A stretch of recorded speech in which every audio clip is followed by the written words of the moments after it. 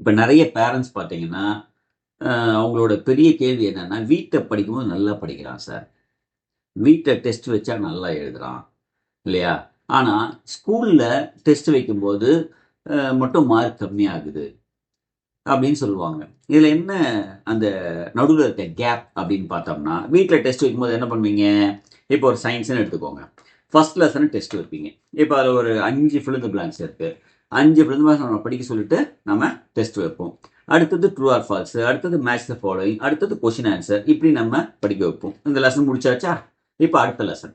So இப்போ 2டே 2 lesson தான் இருக்குன்னா கூட, இந்த லெசன் முடிச்சுட்டு அடுத்த லெசன் நம்ம படிக்க வைப்போம், டெஸ்ட் வைப்போம். அவங்க எழுதிடுவாங்க. நீங்க கரெக்ஷன் பண்ணும்போது ஓரளவுக்கு நல்லாவே அவங்க எழுதியிருப்பாங்க. இப்போ எக்ஸாம்ல போன உடனே என்ன இருக்கும் அப்படின்னா, ஒரு கொஷின் பேப்பர்னு ஒன்று வரும். இந்த கொஷின் பேப்பரை பார்த்தீங்கன்னா, ஃபில் இந்த பிளாங்க்ஸ்ல அங்கேயும் 5 தான் கேட்டிருப்பாங்க. ஆனா என்ன விஷயம் அப்படின்னா, இங்க நீங்க புக்ல இருக்க மாதிரியே லைனா கேட்டிருப்பீங்க. இல்லையா? ஸோ அவன் வந்து ஓரளவுக்கு படிச்சும், ஓரளவுக்கு அவன அறியாமலே அத மகப்பாயும் அவன் லைனா படிச்சிருப்பான். இப்ப அங்க கொஸ்டின் பேப்பர்ல வரும்போது பாத்தீங்கன்னா, ஃபர்ஸ்ட் லெசன், செகண்ட் லெசன்ல இருந்து மிங்கிள் ஆகி, மிக்ஸ் ஆகி வரும். ஒரு எக்ஸாம்பிளுக்காக தான் இந்த ஃபில் த பிளாங்க்ஸ் நம்ம எடுக்கிறோம். இதே போல தான் கொஸ்டின் ஆன்சர் மத்த எல்லாமே. ஓகேங்களா? ஸோ இந்த கொஸ்டின் ஆன்சர் என்ன ஆகுது? இப்போ நம்ம மிக்ஸ் பண்ணி அவங்க குடுக்கும்போது, கொஸ்டின் பேப்பர பார்க்கும்போது நம்ம கன்ஃப்யூஸ் ஆயிடுவோம். இதுக்கு இது ஆன்சரா? அது இது ஆன்சரா? அப்படின்னு அவனுக்கு முதல்ல ஃபர்ஸ்ட் கொஸ்டின் தான் first lesson. Second lesson second கொஸ்டினும் ஃபர்ஸ்ட் லெசன்ற மாரியே இருக்கும். ஏன்னா அவன் லைனா எழுதி எழுதி பழகியிருக்கான். அவன ஒரு மிங்கிள் பண்ணி அவன் டெஸ்ட் எழுதி பழகல. அதுதான் முக்கியமான காரணம். அப்ப நம்ம பிராக்டிஸ் பண்ணும்போது என்ன பண்ணணும்? இதுல 5 கொஸ்டின் ஃபில் த பிளாங்க்ஸா? அடுத்த லெசன்ல ஒரு 5 கொஸ்டின் ஃபில் த பிளாங்க்ஸா? 2த்தையுமே அவன மொத்தமா 10 ஆக்கிடணும் அத. ஓகேவா?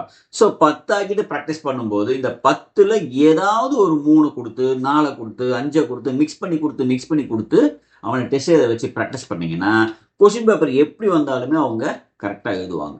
இது இந்த ஃபில் இன் த பிளாங்க்ஸ்ன்ற ஒரு விஷயத்த ஒரு எக்ஸாம்பிளுக்காக நம்ம எடுத்தோம். இதே போல தான் நம்ம மேட்ச் த ஃபாலோயிங்கா இருக்கட்டும், சூஸா இருக்கட்டும், இல்ல வந்து ஒரு மேப்பா இருக்கட்டும், இல்ல சின்ன கொஸ்டின் ஆன்சர், ஸ்மால் கொஸ்டின் ஆன்சரா இருக்கட்டும், இல்ல பிக் கொஸ்டின் ஆன்சரா இருக்கட்டும், எல்லாத்துக்கும் நம்ம கொஞ்சம் இந்த மாதிரி மிக்சடா ப்ராக்டிஸ் பண்ணி ஃபர்ஸ்ட் லெசன்ல இருந்து செகண்ட் லெசன் எடுத்து மிக்ஸ் பண்ணி கொஸ்டின்ஸை ப்ராக்டிஸ் பண்ண ஆரம்பிக்கணும்.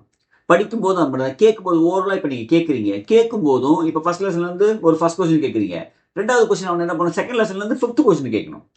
ஓகே. ஸோ இந்த மாதிரி ஃபர்ஸ்ட் லெசன் நல்லா முழுசா முடிச்சதுக்கப்புறம், செகண்ட் லெசனை படிச்சுட்டு முடிச்சதுக்கப்புறம், ரெண்டுத்தையும் மிங்கிள் பண்ற ஒரு பழக்கத்தை நம்ம கொண்டு வந்தோம்னா, இந்த கொஷின் பேப்பர்ல மிக்ஸ் ஆகி வருது இல்லையா?